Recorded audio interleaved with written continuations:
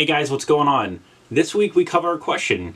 It is, should I start a YouTube channel? Based on my experience, it's an interesting question. It depends, what are your reasons for starting a YouTube channel? If you're trying to get into YouTube to get rich and famous, to get endorsed by companies, make a living off of YouTube, I will tell you it's very difficult. So many things that go into how much money you're making on YouTube. Don't use it as a get famous, get rich quick, it's easy to do kind of thing. You have to find relative content. You have to have something that someone wants to see, something they want to buy. And that's not an actual physical product, and YouTube could lead to that if you want to sell shirts or you have a company or whatever. But I guess my point is that you're not going to get rich off of ad revenue for like doing demos unless you're an amazing guitar player, you have amazing ability to record that content as well as take all the video, edit it all together and get it out there into YouTube. You have to do it consistently because based upon the algorithms, if you release one video every 3 months, like you're not going to come up in searches unless people are subscribing to you. And then they have to watch the video, and then they have to watch the ads related to the video, and then you have to keep them on YouTube, and then all these other things that go into it. You might make a ton of money, but you might make none. You could go at this for years and make nothing, trying to build an audience. And you can't always worry about the numbers specifically. Like if you sit there and you just watch the subscriber count go up and down, or your views go up and down, or your AdSense go up and down, you're never going to get anywhere. You have to make content that you enjoy, that other people enjoy.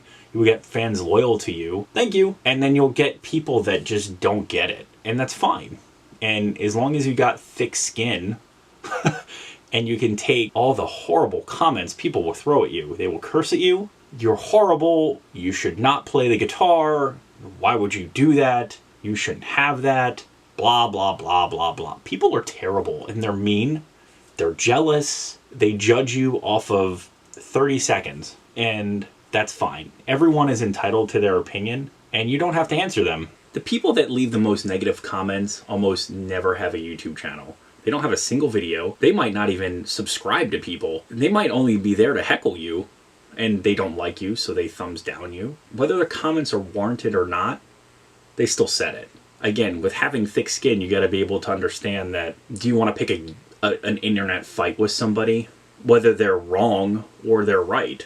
And sometimes your ego takes a beating because, yeah, you know what? You were out of tune or you didn't play that right or whatever the case is. Sometimes I play things slightly incorrectly so I'm not violating any copyright issues, and sometimes I just can't play them. Think about that. You know, whether or not you engage with those comments is up to you, but it helps your channel if you do engage. I would engage with the positive comments, not necessarily the negative ones, and take the bits of positive energy that you get instead of the negative ones and work towards that niche versus the negative niche. The negative comments are good in a way because it lets you know that people don't like what you did. Whether that's one person or all of the people watching your videos is a very different story. It could help you grow, but they'll just say, that doesn't sound good. You dialed that incorrectly. Your EQ's wrong. But they don't tell you how to fix it. They don't know your rig. They don't know how you recorded it. They don't know what you're hearing. They don't know anything other than what you've presented them. It's intention versus the reality is of it. So it's important to kind of put all that in perspective when you're doing things like this. One of the many things I love about music is that a rig with one person sounds different with another person. You can buy exactly every single thing that Slash uses or even plug into his rig. You are not going to sound like Slash. There are very few people that can imitate that play style, but you're not going to be Slash. You can use all the same stuff, but you're not Slash. Because there's an attitude that goes along with it. You're going to fret notes differently. A lot of tone is in the hands. So if you don't like somebody, it's because you don't like the way they play or the way they process music and deliver it. But the same thing's with YouTube. If you present content in such a way that people like it or they like you, your channel will grow. But it would be exhausting to try to constantly base your whole life around how many likes you have, how many subscribers and views and blah, blah, blah. And if you want to chase that, that's fine. But there's very few people that actually reach that top level, can make a living doing it. So you have to want to do it. Personally, I have found it keeps you on a schedule. Like I release 2 videos a week now. I used to do 3. I do one demo and one JSpeak, and that's pretty okay for my life. I can kind of hack at that. I work a few months ahead as far as like demos because I don't have the time to record something once a week and then do a JSpeak once a week and answer questions. That's just me.